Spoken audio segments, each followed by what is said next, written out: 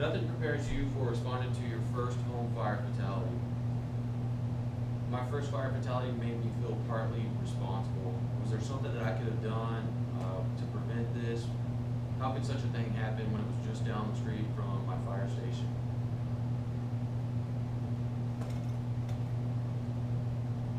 It was after that fire that I decided to take fire prevention a lot more serious.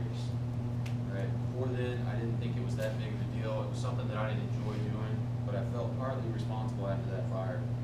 So I went back and I personally thanked the fire educator, Mr. Thomas Beckall from Temple Fire, and told him I appreciate what he did and how the impact he made on my life. And I actually had my son sit through his fire prevention class as well. The man had been doing it for 30-something years.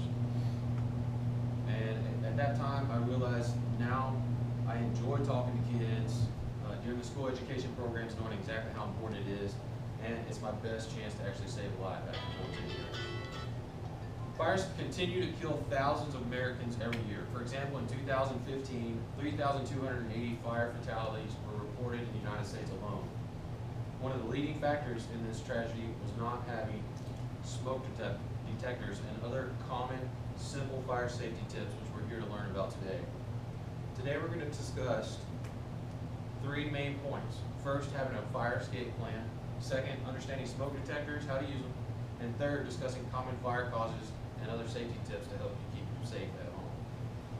Credibility sources were from firefighting textbooks that we carry to promote, and Firefighting by John Gottschalk, and an interview with one of our fire prevention officers here at Clean Fire, and 2 articles from NFPA. Let's begin by answering the question, does everyone in your family know what to do in the event of a fire in your phone?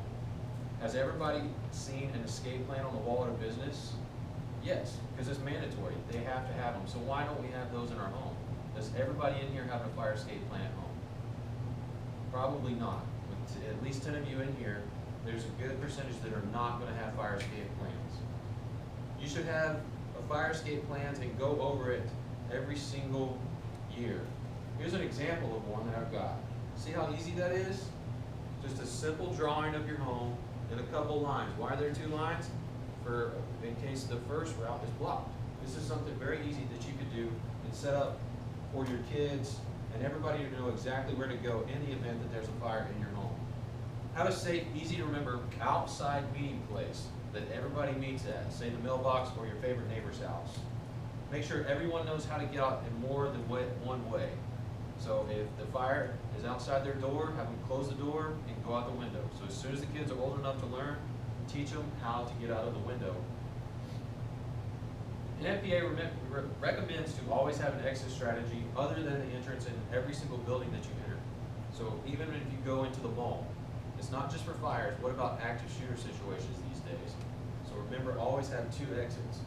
Adults should try to assist the children out, but kids should never try to assist anybody else out. That's when kids get in trouble, is when they go and try to help, try to get their toys, their pets, or other family members. Leave that up to the adults. Make sure your kids understand that. And let them also know that the firefighters are on the way. Close the door behind you. This prevents more oxygen from feeding the fire and also buys you more time in the event that you can't get out. There are many fire safety programs, videos, and other tips on nfpa.org that you can go to find more information on home fire escape plans. And I'm going to pass out, each one of you can have one of these. You'll pass that around, and there's fire escape plans and examples in there. Our next tip is smoke detectors. These are easy to use, they're cheap, and they're the most reliable, best chance of escaping a fire, period. Even more than relying on your local fire department. These things work. You should have more than one. When the smoke detector goes off, get out of the house and stay out. Have multiple smoke detectors and on each level of your house. Smoke detectors need to be tested often by pushing the button on the front, say monthly, and batteries need to be replaced annually. They also have a 10-year shelf life. Most people don't know that. So look on the back, you can find the date right here, and then the battery changes easily. They open up, and the battery comes right out, replace it, put it back on the wall, test it, and you're good to go. You're done in about 30 seconds. Now they come with batteries that you never even have replaced in the life of the 10-year unit. You just throw it away after it reaches 10 years. The date's on the back. The third thing we're going to talk about is cooking fires, because it's the #1 cause of home fires and fire injuries per NFPA statistics every year for as long as we've maintained statistics. The #1 cause of cooking fires is unattended food on the stove. So whether you're sleepy, you forgot about it, under the influence of alcohol or drugs, it happens every single day in the United States. Also, keep your kids at least 3 feet away from the stove and other heat sources. Sometimes they're the reason that things catch on fire. Also, we see numerous injuries every year from this. Keep the pot lid nearby and carefully slide it over the pot in the event of a fire. Keep a fire extinguisher in the kitchen, and never use water on grease fires. In the event that your clothes catch on fire, remember to stop, drop, and roll, even though your body is going to tell you to run. It's something hard to do, even if firefighters catch themselves running if they catch on fire.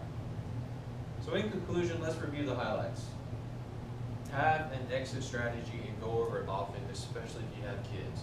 2 exits. Smoke detectors are not an option. You've got to have them. If you're not, you're just asking for it. You're not going to be woken up from the smell of smoke. Kitchens are the leading cause of home fires. Be prepared in the kitchen. I'd like to leave you with a quote from one of my company officer fire books. Fire prevention is not your job, it is everyone's job. Thank you.